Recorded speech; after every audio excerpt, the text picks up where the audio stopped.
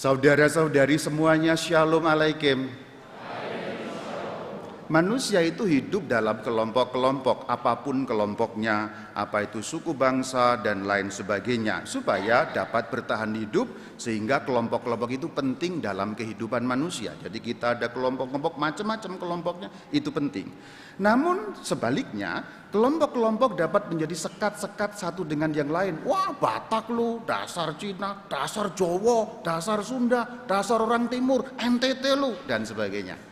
Di satu pihak hal-hal seperti itu penting, tapi di pihak lain bisa menjadi sekat-sekat yang kemudian mencerai-beraikan manusia.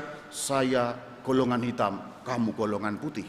Saya golongan keriting, kamu golongan lurus. Saya golongan tampan, kamu jelek, dan lain sebagainya, dan lain sebagainya. Kelompok-kelompok itu bisa membuat sekat-sekat. Itu yang terjadi juga dengan 2000 tahun yang lalu. Kalau kita dengar cerita Injil dalam Injil Yohanes tadi, pada zaman Tuhan Yesus Kristus 2000 tahun yang lalu terjadi sekat-sekat antara orang Yahudi dengan orang Samaria.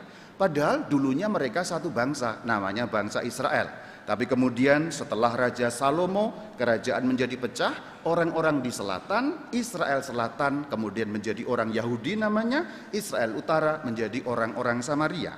Orang-orang Samaria kemudian menikah dengan bangsa-bangsa lain, agamanya campur dengan agama bangsa-bangsa lain. Itulah kenapa orang Samaria dan orang Yahudi tidak bergaul, karena kemudian menjadi berbeda satu sama lain. Tidak bergaul, saling curiga, saling menaruh prasangka-prasangka yang tidak ringan. Itu kenapa pada saat tadi Tuhan Yesus sebagai orang Yahudi datang ke sumur Yakub, si perempuan Samaria ngomong apa? Masa kamu orang Yahudi kok minta saya orang Samaria? Karena mereka memang tidak bergaul, ada sekat-sekat di antara mereka itu. Tetapi Yesus Kristus tidak peduli. Pokoknya dia minta, saya memang Yahudi, kamu memang Samaria, tapi kita sama-sama butuh minum kalau haus dari sumur yang sama, dari timba yang sama.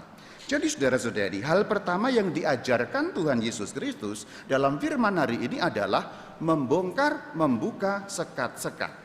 Jangan sampai kelompok itu membuat kita terpisah satu dengan yang lain, sehingga tidak disatukan oleh semangat yang sama, yaitu semangat murid-murid Tuhan sesama manusia.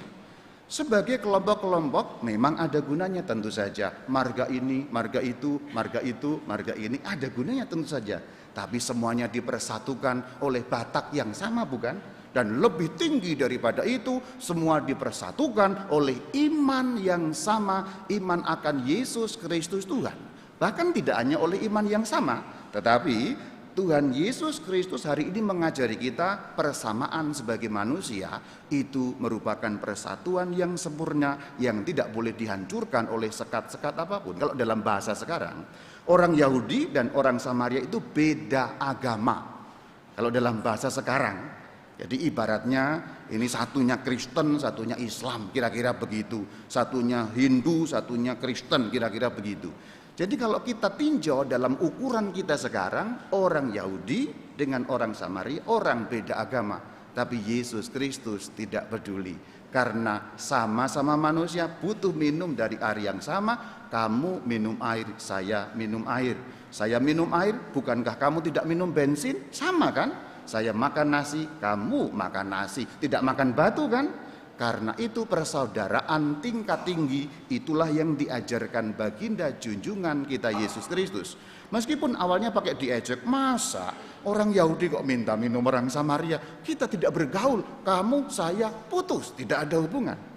Tetapi Yesus Kristus terus membuka diri. Awalnya seperti ada penolakan, terus. Akhirnya mereka malah ngobrol asik sekali, membicarakan banyak hal dan lain sebagainya. Tadi firman yang kita dengar agak dipotong, saya pakai versi pendek. Kalau pakai versi panjang lebih seru lagi, jadi ngobrolnya panjang lebar, akhirnya sampai pada obrolan-obrolan yang penting, yaitu tentang kehidupan dan tentang makna hidup. Maka hal pertama, saudara-saudari, orang beriman hidup tanpa sekat-sekat. Orang boleh berkelompok, ada dalam kelompok, tapi hidup tanpa sekat dan tanpa prasangka. Ciri orang beriman tidak punya prasangka sejak dalam hatinya. Ciri orang yang imannya kurang, banyak prasangka bahkan sebelum berbicara. Dalam hatinya penuh dengan prasangka, oh dasar orang Jawa sukanya ngomong di depan halus, di belakang nusuk, pantes kerisnya di belakang, katanya begitu kan. Prasangka, dasar Batak, omongnya kenceng. Loh padahal Batak yang halusnya minta ampun, itu juga banyak sekali. Kamu tahu enggak?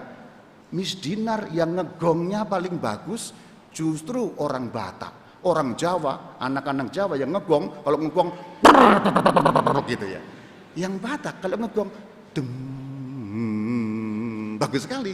Nah, ini menunjukkan berarti Batak punya kehalusan. Ini prasangka-prasangka. Maka saudara-saudari, hari ini kita diajari oleh Tuhan Yesus Kristus, hidup dalam kelompok tentu saja baik, tetapi hidup dalam prasangka itu menghambat beriman kepada Kristus Tuhan, persaudaraan.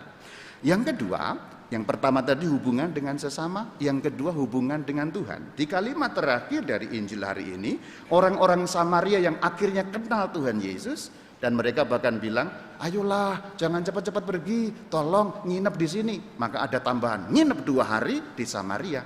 Tapi kemudian orang-orang itu berkata, kami kenal percaya kepada Kristus bukan lagi karena omonganmu. Kan awalnya ceritanya adalah orang-orang Samaria tadinya kan nggak kenal. Lalu yang menceritakan kan si perempuan Samaria tadi.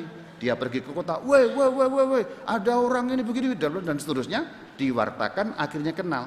Tapi kemudian orang-orang Samaria itu berimannya bukan karena omongan orang lain. Bukan karena lagi omongan si perempuan Samaria, tetapi karena dalam hatinya mereka sungguh-sungguh beriman. Maka saudara-saudari, ini yang dinamakan perjalanan iman perlu bertingkat. Perjalanan iman perlu meningkat. Kalau selama ini barangkali kita masih beriman karena omongan itu, omongan ini, atau bahasa simpelnya, ya kita ini cuma dengar-dengarlah kata Romo begini, kata pengajar begini, kata katekis begini, kata guru agama begini, tetapi tanpa kemudian meningkat lebih jauh, mengerti lebih dalam.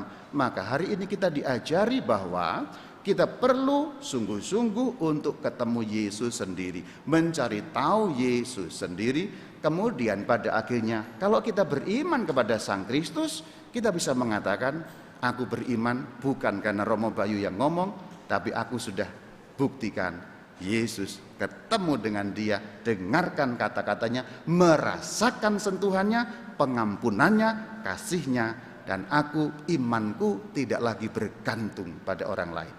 Maka iman yang tidak bergantung pada orang lain, ini renungan yang nomor 2. Hubungan dengan Tuhan. Hubungan Tuhan dengan Tuhan tak pernah boleh digantungkan pada orang. Pundung dikit nggak mau ke gereja. Jangan. Karena iman seperti ini, iman yang bergantung pada manusia. Bergantunglah iman langsung pada Tuhan, bukan pada orang lain, manusia. Demikian ada 2 renungan untuk hari ini. Kaitan dengan sesama, sekat-sekat. Kaitan dengan Tuhan, jangan imanmu bergantung pada manusia, langsunglah pada Yesus. Shalom alaikum.